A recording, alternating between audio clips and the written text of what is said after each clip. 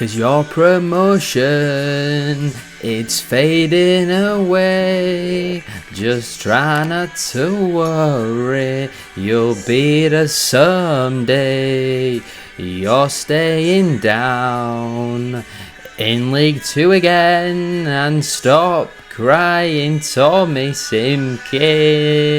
I'm not sure what's worse, my hairline or Walsall's performance today in that final. Goodness me, they are garbage, and it couldn't have happened to a nicer club. You look on social media right now, there's not a single fan of any other team who's commiserating Walsall. They're absolutely delighted at their downfall because of how cocky and arrogant their fans, staff, players have all been for months. It is beautiful to see them get that glimmer of hope, think they're finally going to do it. They had the heartbreak against Crewe, when Bradford scored in the last minute. Then they beat Chesterfield in the playoffs. They thought they were going to do it. No, you will always be a pathetic lower league, mid-table League 2 side. You'll be back in your box next season without Nathan Lowe, and it's absolutely beautiful to see. On to slightly more professional manners. Welcome back to the League 2 review for the final time this season. We're going to go through and review today's League 2 playoff final, which saw AFC Wimbledon beat Walsall FC at 1-0. Absolutely awful game of football.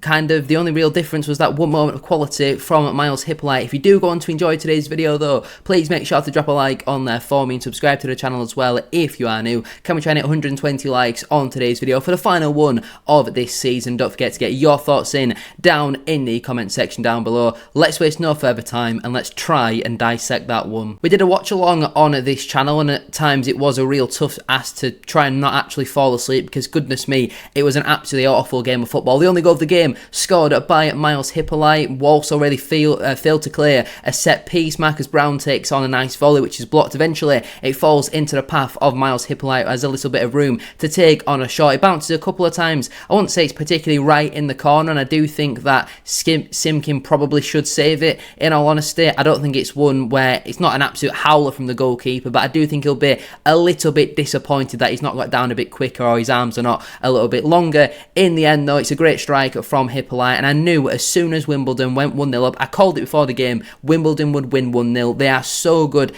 for the large part at seeing Leeds out, and Walsall absolutely tragic, didn't even have a shot in the entire first half to score so freely and so openly against Chesterfield in the semi-finals and then just not be a threat throughout the whole match whatsoever. Josh Nerthel had a decent opportunity in the second half, which was well saved by Simkin, but apart from that, I can't really remember much else that really happened in the game. There were some substitutions. Obviously, Harry Williams goes off with an injury just after the first real moment of quality in the game, where Marcus Brown took on that shot from outside the penalty area, well saved by Simkin, again one that you definitely would expect him to make, but that was clearly a real game changer. If Harry Williams was on the pitch, would Wimbledon have still scored? Probably so, but he's obviously a big player for them, big threat with his long throws and all that sort of stuff. There's not really much else to talk about in the game because not really a lot else happened. Wimbledon, they just defended very well, they got the job done. I'm sure you're not really here to see a full dissected analysis of the match, and we're all just here really to laugh at Walsall, so get your comments in, just a couple of laughing emojis or cheer up Matt Sadler, anything. Surely he's going to get a sack though now. Speaking of getting the sack though, a couple of games ago Wimbledon fans wanted Johnny Jackson out, and going into next season for the Wombles, they're definitely going to need to get some more creative players in their team. Defensively, I also think they're going to need to make some new additions in there, because it's all well and good being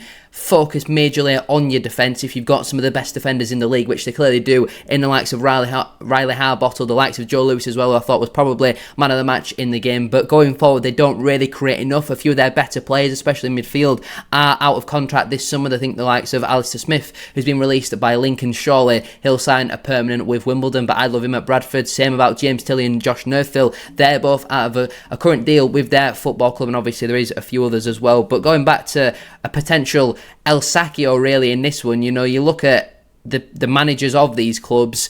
If either of them fail to go up, you might be thinking about a change in management. Surely though, Walsall are going to do that. After 25 games, Walsall had 58 points, were 12 points clear of second place Crewe, and were 17 points clear of Bradford. It goes to show how awful they've been in the second half of this season. Yeah, they won on the final day, but it wasn't enough because of that Anthony Sarcevic 90+6 goal, and it's been enjoyable to see this Walsall downfall, because me doing these League 2 reviews kind of only started around about Walsall's downfall starting, so maybe we've got to continue the League 2 reviews going into next season, and they'll probably end up going and getting relegated. I think after about 35-40 minutes, something like that, Wimbledon had created 0.12 XG and Walsall had none, zilch, nil, nothing.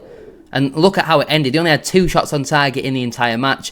Barely one entire XG created between both sides. It was an awful game of football. Basically, one team's defence would get it, they'd boot it forward, it'd run through to the goalkeeper or out for a goal kick, and it would just that back and forth, just long balls going straight through to the goalkeeper. A game which massively did lack any real quality. I thought Walsall didn't really have much urgency. I don't know why when they went to the back four, they didn't, with about 5 or 10 minutes to go, stick David Cagby up front, stick Oisin McKenzie up front. You've got nothing to lose. Just get your centre-halves up there and try and get in a battle with Wimbledon. It's not going to be easy to do, but just keeping a flat back four on the halfway line, doing nothing, creating nothing. Wimbledon saw the game out very well, and they, in the end, do deserve that promotion back into League One. It's been a couple of years in the making. I'm not really looking forward going down to Plough Lane, because playing against Wimbledon, you know, it's normally quite a boring game. They do have quite a boring style. It's quite expensive, but it's worth it to see all these Walsall tiers, to see Tommy Simkim cry on television. It's made my weekend, honestly. And for one final time this season, then let's have a look and a full review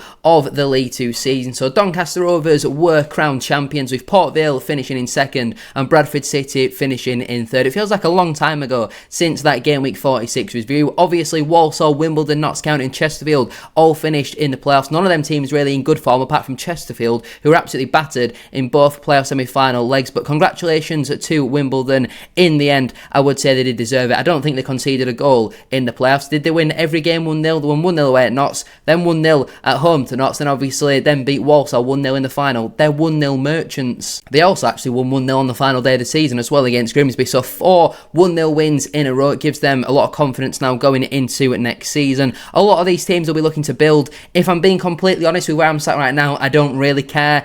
I don't think there'll be a League 2 review next season. It will probably, well, there will definitely be a League 1 review next year, but I am 99% sure there won't be a League 2 review next season. There's no real point in me having to do one. Obviously, Carlisle and Morecambe were also relegated down to the National League as well. But I want to say a big thank you to everybody who supported this series and all the other more SHD videos from this year. You know, we're not even a full year into this channel. I think we're only about 9 or 10 months or so, and the support has been absolutely incredible. You know, we've nearly hit 1,000 subscribers in the first year. It took me about 5 years to do that over on the main channel. So thank you so much, really, from the bottom of my heart. It honestly means the world that we've built such a nice community here. I feel like for the large part, yesterday obviously we'll get a few angry comments from Walsall fans because they have gone fishing a little bit, but at the end of the day, it's all just a bit of fun, isn't it? And I'm looking forward to doing the League 1 review for next season. If you're a fan of a League 1 club, I look forward to seeing you stick around. And I know the playoff ones have been a little bit all over the place, but I don't think there's really much else to say. Congratulations to Doncaster, Bradford, Port Vale and Wimbledon on their promotion. Commiserations to Morecambe and Carlisle on their relegations. Good luck to 95% of these teams for next season, especially Accrington Stanley with their win against Walsall. Thank you to Walsall for being so incredibly bad. It's allowed us to get automatic promotion with just 78 points. That has to go down as the biggest bottle in EFL history. Walsall have to sack Matt Sadler. He should be gone before he's even allowed on the coach back home. But thank you so much for your support throughout this season. I cannot thank you all enough. Good luck to all of your sides for next season. Let me know down below how you're feeling going into the next campaign. Hopefully I'll see you in the League 1 review very soon, or maybe you might not catch us because we'll be hopefully going straight to the Championship. Very unlikely to happen, but how nice would that be? Make sure to drop a like on there for me and subscribe to the channel as well if you are new. 120 likes, as I mentioned at the start of today's video, will be massively appreciated. And for one final time this season, don't forget to get your thoughts in down in the comment section down below. Have a great rest of your day. And oh, it's brilliant to see this wall. It's just, honestly, it's brilliant. I could sit here all day and just say how wonderful it is to see this Walsall downfall. Because next season, they're going to go back to the mid-table mediocrity where they deserve to be.